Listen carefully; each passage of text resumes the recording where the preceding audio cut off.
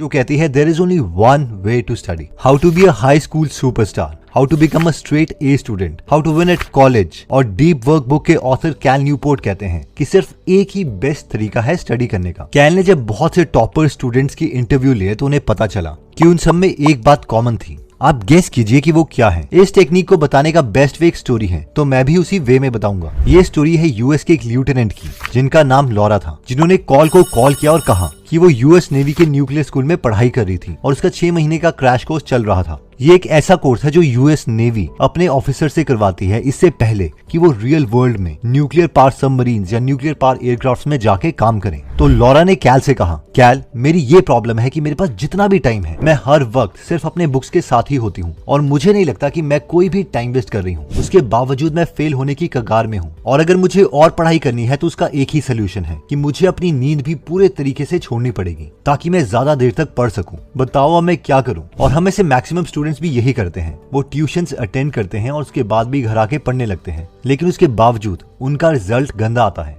Anyways, कैल ने Laura को कहा कि देखो, सबसे पहले तो ये वर्ड स्टडी से मैक्सिमम लोग सोचते हैं कि उन्हें बुक्स के साथ ज्यादा से ज्यादा टाइम गुजारना है या उन्हें वो चीज करनी है जो बाकी क्लासमेट्स कर रहे हैं। तुम एग्जैक्टली स्पेसिफिक तरीके से मुझे ये बताओ कि तुम पढ़ती कैसे हो। इस पर लॉरा ने कहा, ओके मैं तुम्हें एग्जैक्टली बताती हूँ। देखो, हमारे नेवी स्कूल वाले हमें टॉपिक वाइज नोट्स देते हैं और साथ में टॉपिक वाइज क्वेश्चंस होते हैं जो कि मैं स्कूल में ही कंप्लीट करने की कोशिश करती हूँ। जैसे ही मैं घर पहुंचती हूँ तो मैं अपने नोट्स दोबारा से रिवाइज करती हूँ और जब तक मुझे नींद नहीं आती मैं उन्हें बार बार पढ़ती रहती हूँ, लेकिन इसके बावजूद मेरे अच्छे मार्क्स नहीं आ रहे हैं। जब लॉरा ये कह रही थी तो उसने खुद ही कह दिया, हो सकता है मेरा बार बार पढ़ने का तरीका ही अच्छा ना हो, लेकिन फिर अच्छा तरीका है क्या पढ़ने का? इस पर कैल ने कहा, तुम्हारा मेथड गलत है। मैं तुम्हें अपना मेथड बताता हूँ पढ़ने का, जो मैंने ग्रेजुएशन, पोस्ट ग्रेजुएशन और इवन अपने डॉक्टरेट की डिग्री में यूज किया था जब मैं MIT में था। और इवन जब मैं अपनी सेकंड बुक लिख रहा था तो इसी स्टडी तरीके को मैंने बाकी टॉपर स्टूडेंट में भी नोटिस किया और ये तरीका है कि हमें इस आदमी को कॉपी करना है। अब हमें से कई लोग सोच रहे होंगे कि ये तो पढ़ा रहे हैं, तो हाँ, हमें भी एग्जैक्टली यही करना है। इसे कैल न्यूपोर्ट एक्टिव रिकॉल बोलते हैं,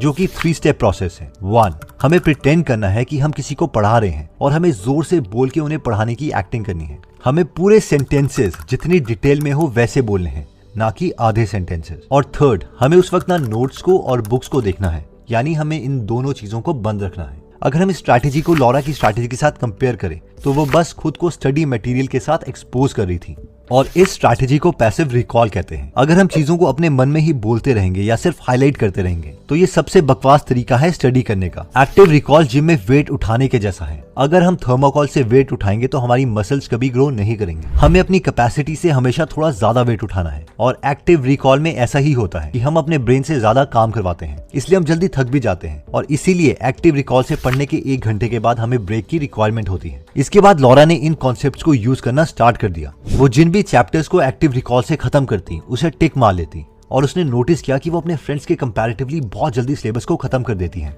और जल्दी फ्री हो जाती हैं। बीच में तो वो डर रही थी कि ऐसा तो नहीं कि कहीं मैं मेहनत ही नहीं कर रही, लेकिन जब रिजल्ट्स आए तो उसके काफी सब्जेक्ट्स में मैक्सिमम नंबर आए और वो पूरे स्कूल में 3rd पोजीशन में रही। नेक्स्ट पॉइंट कहता है कि solve last 10 years questions first. ये कॉन्सेप्ट कहता है कि हमें सबसे पहले लास्ट 10 years के क्वेश्चंस खत्म करने हैं। आई नो हमें से बहुत से लोग सोच रहे होंगे कि यार ये क्या है, ये तो कोई लूजर की टेक्निक लग रही है। लेकिन अगर हम किसी भी IAS या IIT के टॉपर के इंटरव्यू देखें और पैटर्न नोटिस करें तो उन्होंने एक बात जरूर कही होती है कि first solve last 10 year questions. अब चाहे हम इसे फोकस का नाम दें या 80-20 प्रिंसिपल का, क्योंकि कुछ पोर्शन सिलेबस का बाकी पोर्शन के कंपैरेटिवली बहुत इंपॉर्टेंट होता है और उसकी वेटेज सबसे ज्यादा होती है। अब हम ये नहीं बोल रहे कि आप सैंपल पेपर्स उठाओ और उसे रटने लग जाओ। हमारा कहने का मतलब है कि आप कुछ सिलेबस का पोर्शन उठाओ, उस कॉन्सेप्ट को आराम से समझो और उसके बाद उस कॉन्सेप्ट से related last 10 years question solve करो और ऐसे एक कॉन्सेप्ट करके आप पूरा सिलेबस पहले खत्म कर लो। इस स्टेप का सबसे बड़ा फायदा यह है कि इस स्टेप ने हमारे सिलेबस को ऑर्गेनाइज करवा दिया है और हम अपने सिलेबस का मैक्सिमम वेटेज वाला पोर्शन पहले खत्म कर रहे हैं, क्योंकि मैक्सिमम प्रोबेबिलिटी यही है कि अगले आने वाले क्वेश्चन जो हमसे पूछे जाएंगे वो इन्हीं कॉन्सेप्ट से समवट रिलेटेड होंगे।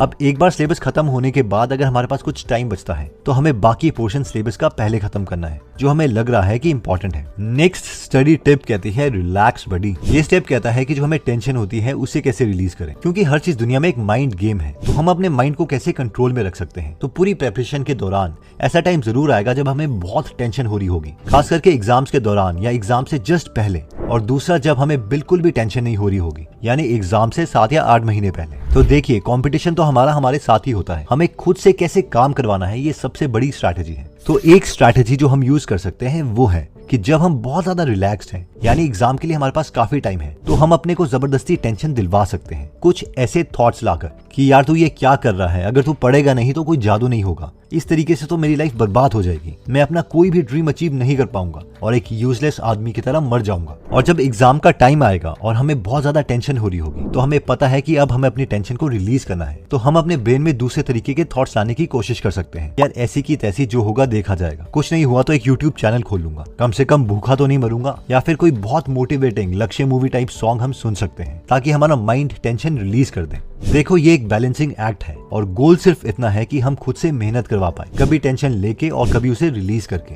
नेक्स्ट टिप कहती है कि explain it like I am 5। ये पॉइंट कहता है कि जब भी हम कोई नया कॉन्सेप्ट पढ़ते हैं तो वो हमें तब तक समझ नहीं आता जब तक हम उस कॉन्सेप्ट को सिंपल भाषा में किसी दूसरे को नहीं समझा पाते, इतनी सिंपल भाषा में ताकि 5 साल के बच्चे को भी वो कॉन्सेप्ट समझ आ जाए। होता यह है कि जब भी हम में से मैक्सिमम लोग कोई नए कॉन्सेप्ट को पढ़ते हैं तो हम ये सोचते हैं कि जब तक हम कोई बड़ा नया साइंटिफिक वर्ड या कोई कॉम्प्लेक्स वर्ड्स नहीं यूज करेंगे तब तक बाकियों को ये नहीं लगेगा कि हमें डिफिकल्ट कॉन्सेप्ट समझ आ गए हैं। Machines are any combination of bodies so connected that their relative motions are constrained, and by which means force. जबकि रियलिटी में रियल समझ इससे बिल्कुल डिफरेंट है। आइंस्टाइन ने भी कहा था, if you can't explain it in simple words you don't understand it well enough. इसी कॉन्सेप्ट पर reddit.com पर एक बहुत ही फेमस पेज है जिसका नाम है explain it like I am 5, जिसमें लोग अपने डिफिकल्ट से डिफिकल्ट क्वेश्चंस पूछते हैं और बाकी एक्सपर्ट्स लोग सिंपल से सिंपल भाषा में उसे समझाने की कोशिश करते हैं ताकि वो कॉन्सेप्ट एक लेमैन को भी समझ आ जाए। अब बेसिकली जब भी हम नया कॉन्सेप्ट पढ़ते हैं तो हमें बुक बंद करके उस कॉन्सेप्ट को ऐसे समझाना है